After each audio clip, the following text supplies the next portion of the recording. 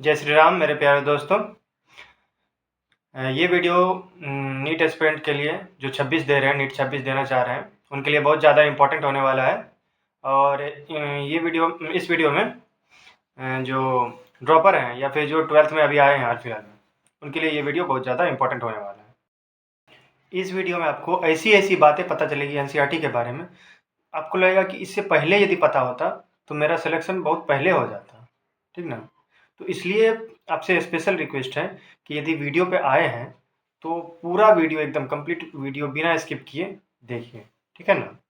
एक और रिक्वेस्ट आपसे हम ये करना चाहेंगे कि जिन लोगों के पास पुराने वाली एनसीईआरटी है, प्लीज़ पुराने वाली एनसीईआरटी को फॉलो ना करें, नए वाला एनसीईआरटी लें। क्योंकि पुराने वाले एनसीईआरटी में हमको भी दिक्कत होता था कि पुराने वाले एनसीईआरटी बहुत सारा ओवरराइट किए हैं, तो अच्छा रहता था रिवीजन करने में।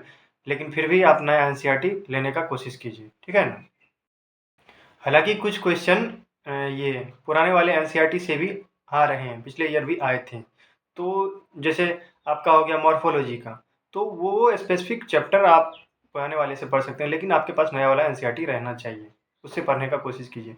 क्योंकि फिजिक्स में भी देखिए प्रीवियस ईयर में 24 में क्वेश्चन आया था, तो सही माना गया था वो नए वाले एनसीईआरटी से ही, पुराने वाले से नहीं माना गया था, ठीक है। तो इसलिए पुराना वाला यदि है भी तो, लेकिन नया वाला आपके पास रहना चाहिए, ठीक है। देखिए बच्चे जब तैयारी करते हैं फरवरी में, फरवरी मार्च का भी टाइम है, तो जो 12th में आ गए वो फरवरी से स्टार्ट करेंगे, जो ड्रॉपर हैं वो मई जून जुलाई से स्टार्ट करेंगे बैच अपना, ठीक है, पढ़ने का। तो होता ये है कि बच्चे जो शुरुआत में जब आते हैं तो उनके पास ज़्यादा कॉन्फिडेंस होता है, ज़्यादा एनर्जी रहता है, बहुत सारा टाइम रहता है, इस कारण से वो जितना भी पढ़ना है वो सब कुछ पढ़ते हैं, ठीक है। लेकिन एनसीईआरटी का बायोलॉजी नहीं पढ़ते हैं 11th 12th। वो कब पढ़ते हैं? जब आपका पेपर का 4 महीने टाइम बचते हैं मात्र, तब जाके वो शुरू करते हैं बायो पढ़ना। तो देखिए होता ये है कि जब आप बायोलॉजी एनसीईआरटी का नहीं पढ़ते हैं, क्यों नहीं पढ़ते हैं उसका भी रीजन है, क्योंकि टेस्ट में जो क्वेश्चन आते हैं वो सारे के सारे क्वेश्चन एनसीईआरटी से आ नहीं रहे हैं। बेसिकली यहाँ पे दिक्कत ये हो जाती है बच्चों को कि वो एनसीईआरटी से आते नहीं हैं, कॉन्फिडेंस लेवल गिर जाता है सिर्फ एनसीईआरटी पढ़ने से, इसलिए वो होता नहीं। देखिए माइनर टेस्ट में आपके जितने भी कोचिंग वाले हैं, हम सबका कह रहे हैं, किसी एक का नहीं, लगभग वो एनसीईआरटी से बाहर देंगे क्वेश्चन, हमको ही पता है, हम भी टेस्ट ज्वाइन किए तो हमें भी पता है कि वो एनसीईआरटी से बाहर का भी क्वेश्चन देते हैं, ठीक है। लेकिन मेजर टेस्ट जब शुरू होता है तब वो सिर्फ और सिर्फ एनसीईआरटी शुरू करते हैं। तो इससे अच्छा है कि मेरे भी मेजर टेस्ट में उतने अच्छे नंबर नहीं आए थे एनसीईआरटी से, सिर्फ हम पढ़ते थे, हम फालतू चीज़ पढ़ते ही नहीं थे, तो उससे नंबर नहीं आते थे। इससे हमको प्रॉब्लम नहीं होता था, क्योंकि हमको पता था कि नीट में तो एनसीईआरटी से ही आना है, तो एनसीईआरटी ही पढ़ना है बस। तो फिर मेजर टेस्ट शुरू हुए तो उसमें अच्छे खासे नंबर आने लगे, तो फिर टेंशन नहीं हुआ हमको। तो बच्चे इसमें यही गलती करते हैं कि अभी जैसे बैच स्टार्ट हुआ तो कोई भी चैप्टर करते हैं तो उसका जितना भी मॉड्यूल है, जो भी स्टडी मटेरियल दिया गया है कोचिंग के द्वारा, वो सारा वो कर लेते हैं, एक्सरसाइज 1 2 3 जितना भी मॉड्यूल है सारा का सारा रट लेते हैं, और उसमें जो है कोई कुछ फ़ायदा ज़्यादा मिलने वाला है नहीं आपको, ठीक ना। कैसे करें? तो देखिए पढ़ना है आपको एनसीईआरटी, वहाँ पे जो पढ़ा दिया गया है आपके कोचिंग में, जहाँ पर भी आपने बैच ज्वाइन किया है, तो वहाँ से आने के बाद आपको क्या करना है? एनसीईआरटी पढ़ना है, ठीक है। देखिए सबसे पहला काम है एनसीईआरटी पढ़ना है, मॉड्यूल में जो भी है वो पढ़ने का टाइम है तो पढ़िए, लेकिन सबसे पहला काम है एनसीईआरटी पढ़िए। एनसीईआरटी से जो चीज़ समझ नहीं आ रही है वो मॉड्यूल में चाहे स्टडी मटेरियल में समझने का कोशिश कीजिए। एनसीईआरटी पढ़ लिए, एनसीईआरटी पढ़ने में भी बच्चे क्या करते हैं, जैसे कि पहला चैप्टर हम उठाते हैं लिविंग वर्ल्ड, तो उसमें जो है इंट्रोडक्शन वाला पार्ट, वो साइंटिस्ट वाला पार्ट, वो बच्चे नहीं पढ़ते हैं, तो वो भी पढ़ना है। एनसीईआरटी का इंट्रोडक्शन वाला पार्ट तो यूनिट पे रहता है, लेकिन साइंटिस्ट वाला पार्ट भी यूनिट में रहता है, तो वो पढ़ना है आपको। उससे भी क्वेश्चन आए हैं। इंट्रोडक्शन साइंटिस्ट वाला पार्ट पढ़ना है, उसके बाद जो थ्योरी है, जो भी है कंसेप्ट है वो पढ़ना है। उसके बाद समरी बहुत सारे बच्चे छोड़ देते हैं, ठीक ना। तो समरी से भी क्वेश्चन आ रहे हैं, तो प्लीज़ पे अटेंशन, समरी को भी आपको पढ़ना ही पड़ेगा। इसमें कोई वो नहीं है कि समरी नहीं पढ़ेंगे तो काम चल जाएगा। देखिए बहुत सारे चैप्टर हैं हम बता रहे हैं। तो एक एक और चीज़ जो आपको एनसीईआरटी के एक्सरसाइज में ध्यान रखना है वो ये है कि कुछ डब्बा दिया रहता है एनसीईआरटी के एक्सरसाइज में कुछ डब्बा, पीला कलर का डब्बा जैसे आपको दे रखा होगा इसमें रिप्रोडक्टिव हेल्थ में, तो उसमें कुछ चीज़ें लिखी रहती हैं, तो उसको भी पढ़ना है, समझना है। जैसे आपका सेल डिवीजन में कुछ चीज़ें दे रखी है, डब्बा में कुछ क्वेश्चन भी दे रखा है, तो वो आपको पढ़ना है, वो आपको अच्छे से आना चाहिए, समझ गए ना। पेन और कॉपी लेके बैठ जाइएगा, ठीक है। हम वीडियो के शुरू में ही कहना चाहते थे लेकिन भूल गए। तो हम कुछ चैप्टर का लिस्ट बनाए हैं, कुछ चीज़ें हैं जो कि आपको पढ़नी चाहिए। जैसे देखिए, डाइवर्सिटी इन लिविंग वर्ल्ड का आपने वो सारा कुछ पढ़ लिया, जितना भी है इंट्रोडक्टरी पार्ट। उसके बाद वो चैप्टर के सबसे यूनिट के सबसे पहले इंट्रोडक्टरी पार्ट दिया जाता है, उसके बाद रहता है वो, हम होगा तो डिस्प्ले भी कर देंगे। उसके बाद रहता है आपका साइंटिस्ट वाला पार्ट, जो भी साइंटिस्ट है। उसके बाद आपका रहता है वो जो भी थ्योरी है, उसके बाद समरी बहुत सारे बच्चे छोड़ देते हैं। उसके बाद रहता है एनसीईआरटी का क्वेश्चन, एक्सरसाइज क्वेश्चन बहुत ही कम बच्चे करते हैं, ठीक है ना। तो एनसीईआरटी का क्वेश्चन एक सरसरी निगाह से देख लीजिए कि क्या है उसमें, वो कर लिए। उसके बाद क्या करना है, एनसीईआरटी बेस्ड जितने भी एमसीक्यू हैं, एमसीक्यू बच्चे बायोलॉजी में नहीं करते हैं, ये सबसे बड़ी गलती है। एनसीईआरटी के ये बायो का यदि एमसीक्यू नहीं कर रहे हैं तो ये आपके लिए बहुत घातक बन सकता है, क्योंकि बच्चे सोचते हैं याद है तो हो जाएंगे, ऐसा नहीं होता। याद है फिर भी हर एक क्वेश्चन को उलट पुलट करके दिया जाता है। हम भी अपने चैनल पे कुछ क्वेश्चन अपलोड करते हैं, उसको भी क्वेश्चन सॉल्व करने का कोशिश कीजिए। बेसिकली एनसीईआरटी से ही वो होते हैं, हम बाहर का कुछ देते ही नहीं, ठीक है।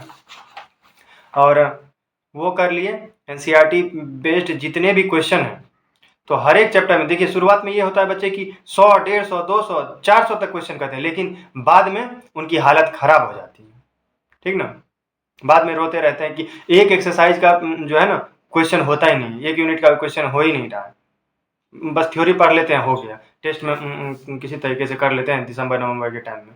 तो ऐसा नहीं करना, एनसीईआरटी पढ़ना है, भले टेस्ट में नंबर आए नहीं आए। टेस्ट में आपको ये देखना है, देखिए ये बात सुनने में थोड़ी सी अजीब लगेगी, लेकिन टेस्ट में आपको ये देखना है एनसीईआरटी से जो भी बायो में क्वेश्चन आए हैं वो आपसे हो रहे हैं। यदि हो रहे हैं एनसीईआरटी और एनसीईआरटी बेस्ड एप्लीकेशन बेस्ड कुछ क्वेश्चन आते हैं, यदि वो हो रहे हैं उसके बाद तो कोई टेंशन नहीं है, नंबर जितने भी आ रहे हैं उससे टेंशन नहीं लेना है। हम भी पीडब्ल्यू का देते थे, तो उसमें भी बहुत सारे क्वेश्चन एनसीईआरटी से उधर आते थे, लेकिन जब मेजर होने लगे तो सिर्फ और सिर्फ एनसीईआरटी से आने लगे, तो हमको बाद में कोई प्रॉब्लम नहीं हुआ, क्योंकि हम शुरू से भी एनसीईआरटी ही पढ़ रहे थे, बाद में भी एनसीईआरटी पढ़ना ही था। तो बच्चे शुरुआत में एनसीईआरटी पढ़ते नहीं है, बाद में पढ़ते हैं, इसलिए दिक्कत होता है। तो एमसीक्यू हर एक चैप्टर का 100 से 150 कर लीजिए, वो भी NCERT based, NCERT application based, ठीक है। अब देखिए, एक क्वेश्चन आया था जीएन रामचंद्रन से, देखिए। अब ये इंट्रोडक्टरी पार्ट, ये साइंटिस्ट वाला पार्ट यदि आप नहीं पढ़ते हैं तो आप नहीं कर सकते क्वेश्चन ना, ठीक है। असर्शन रीजन और स्टेटमेंट वाइज क्वेश्चन, हाँ ये भी देख रहे हैं।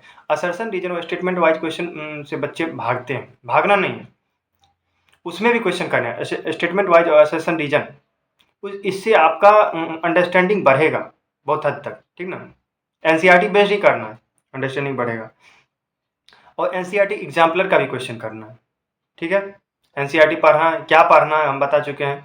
उसके बाद एनसीईआरटी एक्सरसाइज के भी क्वेश्चन देखने हैं, वो तो आपको पता चल जाएंगे कि हो रहे हैं। एनसीईआरटी एग्जाम्पलर करना है। उसके बाद जो भी आपको स्टडी मटेरियल कहीं से भी दिया जा रहा है, तो उसमें एनसीईआरटी बेस्ड कौन सा है 11th 12th बायोलॉजी का, तो वो आपको करने, फालतू नहीं करना, ठीक है। कुछ देखिए फोटो बेस्ड क्वेश्चन भी आ रहे हैं, ठीक है। फोटो दे रखा रहता है, जैसे हम आपको बता दें कि कुछ चैप्टर हैं जिसमें फोटो बेस्ड क्वेश्चन भी आए, जैसे इवोल्यूशन का मान लीजिए। इवोल्यूशन में भी वो मार्सुपियल, ऑस्ट्रेलियन मार्सुपियल, इन सब से क्वेश्चन आया, बच्चे उसको छोड़ देते हैं, ठीक है। इन सबको छोड़ देते हैं जिससे प्रॉब्लम होता है उनको। अब देखिए, केमिकल कोऑर्डिनेशन ये चैप्टर, इसके समरी में ऐसे ऐसे टर्म दिए गए हैं, तो वो जब तक समरी नहीं पढ़िएगा आपको पता नहीं चलेगा। और वो जो टर्म दिया रखा है, यदि कोई बच्चा टर्म नहीं पढ़ा है कभी, तो उसको एग्जाम में प्रॉब्लम हो सकता है, एग्जाम्पल वो क्वेश्चन नहीं हो सकते हैं उसके, ठीक ना। उसको लगेगा कि एनसीईआरटी से बाहर आ गया, तो समरी भी पढ़ना। केमिकल कोऑर्डिनेशन का एक बार समरी देखिएगा, ऐसे हम डिस्प्ले कर रहे हैं, बहुत सारा चीज़ें उसमें जो एक्सरसाइज में नहीं है वो भी दे रखा है। और कुछ चीज़ें समरी में और इधर जो मेन एक्सरसाइज है उसमें कुछ आपको मैच नहीं मिलेगा, कुछ कुछ लगेगा गलत है, तो जो गलत लगेगा वो सर से एक बार देख लीजिएगा। ऐसा वो एनिमल किंगडम में कुछ क्वेश्चन है वो लग रहा था कि गलत है हमको, तो सर बताए थे हम लोग को ऐसा, तो समरी में एक्चुअली गलत लिखा था, तो उस हिसाब से हम लोग चल रहे थे। ठीक है, गलत नहीं पढ़ना।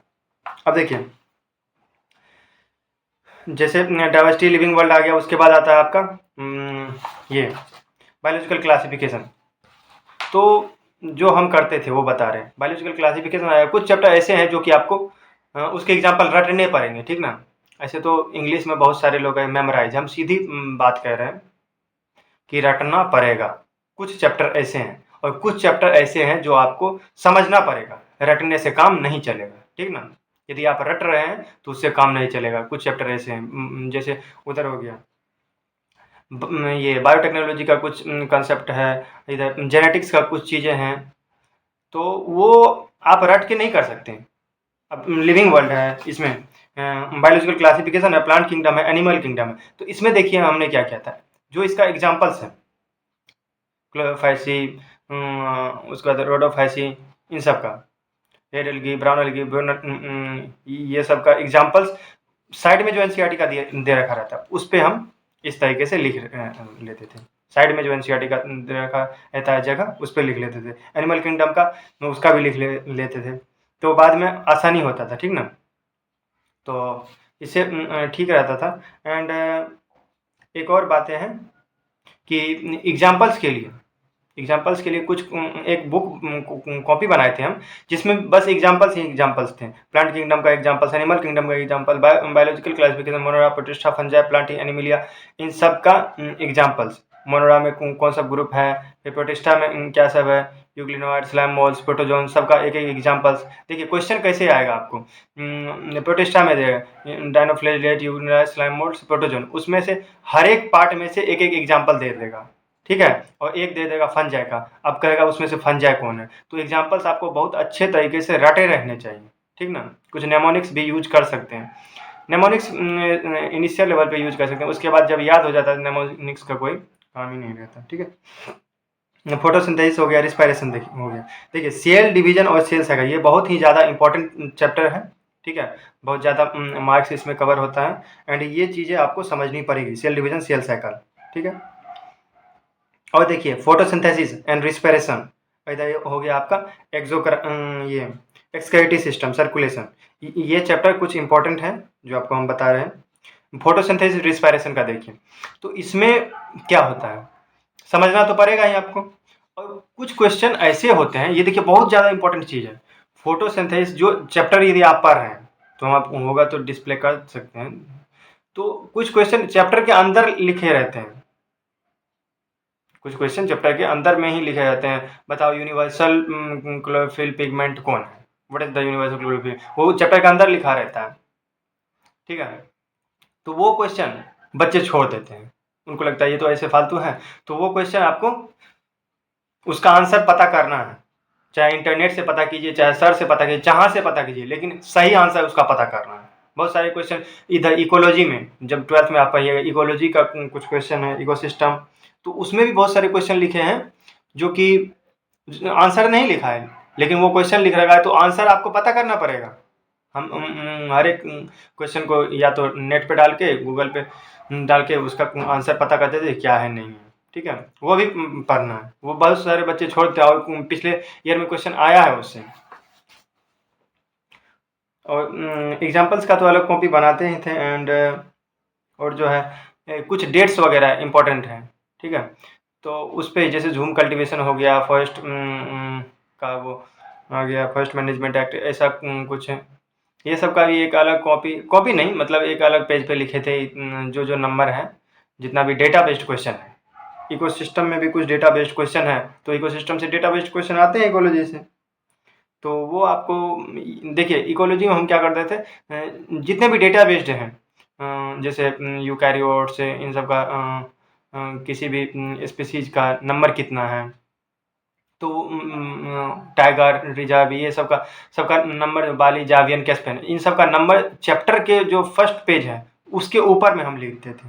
और जो भी चीज़ आपको क्रिटिकल लगता है चैप्टर पढ़ने के बाद, उस क्रिटिकल चीज़ों को आप चैप्टर के फर्स्ट पेज पे, जो ऊपर में थोड़ा जगह खाली रहता है, यहाँ से चैप्टर स्टार्ट हुआ तो ऊपर थोड़ा सा जगह खाली रहता है, तो वहाँ पे आप लिख सकते हैं, ठीक है। और जब वो क्या कहते हैं, जब रिवीजन का टाइम होगा तो वो आप अच्छे से कर सकते हैं, ठीक है। अब देखिए कुछ क्वेश्चन इसमें ऐसे आते हैं, जैसे जेनेटिक्स हो गया। जेनेटिक्स में आपको सिर्फ और सिर्फ एनसीईआरटी से काम नहीं चलेगा। बायोटेक्नोलॉजी है, जैसे एनीलिंग एक्सटेंशन पीसीआर में दे रखा है, ठीक है। डीनेचुरेशन एनीलिंग एक्सटेंशन, इसमें स्पेसिफिक टेम्परेचर कुछ कहीं कहीं पे पूछ रखा है पिछले ईयर के क्वेश्चन में। तो जो जो चीज़ें एक्स्ट्रा आई हैं वो आप एनसीईआरटी से बाहर थोड़ा बहुत पढ़ सकते हैं, ठीक है। तो और सारा चीज़ पढ़ने का ज़रूरत नहीं है। अब जो यदि एनसीईआरटी ये 11th भी पढ़ा शुरू से, जिसका 11th बर्बाद है, तो वो सिर्फ एनसीईआरटी ही पढ़े, फालतू का दूसरा चीज़ मत पढ़े, ठीक ना। बहुत दिक्कत होगा। जैसे इधर आ गया हमारा जेनेटिक्स में, आपका आ गया male gamete formation, female gamete formation, कोई क्रॉस दे देगा, तो वो आपको सिर्फ एनसीईआरटी करने से नहीं होगा। एनसीईआरटी के पीछे भी क्वेश्चन लिखे हुए हैं, तो वो बहुत अच्छे से आने चाहिए आपको, ठीक ना। वो ठीक ठाक से आने चाहिए। इवोल्यूशन में कुछ दे रखा है, जैसे देखिए वो तो हम बता ही दिए, मोल मार्सिपल मोल वगैरह। उस सबसे लास्ट में देखिएगा, सबसे लास्ट पेज पे दे रखा है फिगर बेस्ड क्वेश्चन। वैसे the shape of adult chimpanzee, shape of male chimpanzee, इस तरीके से एक लाइन हमको याद नहीं आ रहा है अभी। Shape of baby chimpanzee is more like the adult chimpanzee, adult human than the adult chimpanzee, ऐसा ही कुछ है, ठीक है। ये आप देख लीजिएगा, सबसे लास्ट फिगर बेस्ड है। तो फिगर वाले क्वेश्चन छोड़ देते हैं लोग। बायोटेक्नोलॉजी में कुछ है फिगर बेस्ड, जैसे फिछले ईयर पूछ लिया था, स्पूलिंग वाला एक क्वेश्चन आ गया था, वो डिस्प्ले कर देंगे हम। तो वो क्वेश्चन आप फिगर को बहुत अच्छे से, एनसीईआरटी में जितने भी फिगर, इवोल्यूशन में कुछ फिगर दे रखा है वो आपको बहुत अच्छे से आने चाहिए। इवोल्यूशन में कुछ डेटा दे रखा है, तो वो भी आपको बहुत अच्छे से आने चाहिए। डेटा आपको, इसलिए हम कह रहे हैं डेटा सब जो है, जो चीज़ भूलने वाला है, अर्थ का फॉर्मेशन कितना ईयर, यूनिवर्स का फॉर्मेशन कितना ईयर एगो हुआ था, वो सारा हम उस पर लिख लिए थे इवोल्यूशन के चैप्टर के सबसे फर्स्ट पेज पे। किसी का कैनियल कैपेसिटी कितना है, कितना ईयर पहले वो एक्सटिंक्ट हुआ, जैसे डायनासोर का, तो वो सारा कुछ लिख रखे थे उस पर।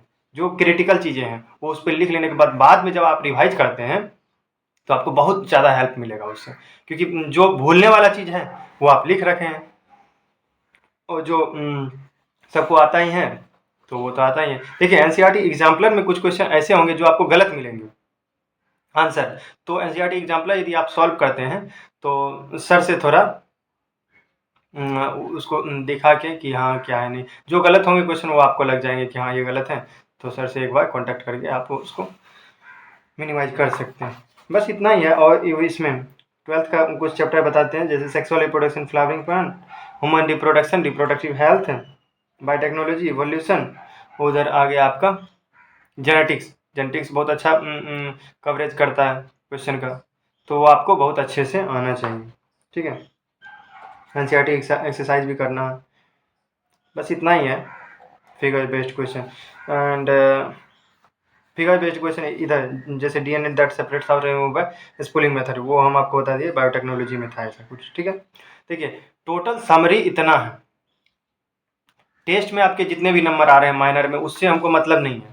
मतलब ये है कि एनसीईआरटी बेस्ड और एनसीईआरटी एप्लीकेशन बेस्ड क्वेश्चन वो आपसे माइनर टेस्ट में हो रहे हैं। यदि हो रहे हैं तब तो आप ठीक हैं। यदि मान लीजिए 45 क्वेश्चन बॉटनी जूलॉजी दोनों मिला के 90 क्वेश्चन आ रहे हैं, तो उसमें से यदि 70 या फिर मान लीजिए 65-70 तो लगभग होंगे, 70 क्वेश्चन यदि एनसीईआरटी और एनसीईआरटी एप्लीकेशन बेस्ड हैं, वो यदि आपसे हो रहे हैं तब आप सही ट्रैक पे जा रहे हैं, एनसीईआरटी पढ़ रहे हैं तो। और यदि वो क्वेश्चन भी नहीं हो रहे हैं तब आप गलत ट्रैक पे जा रहे हैं। तो एनसीईआरटी तो आपको पढ़ना है।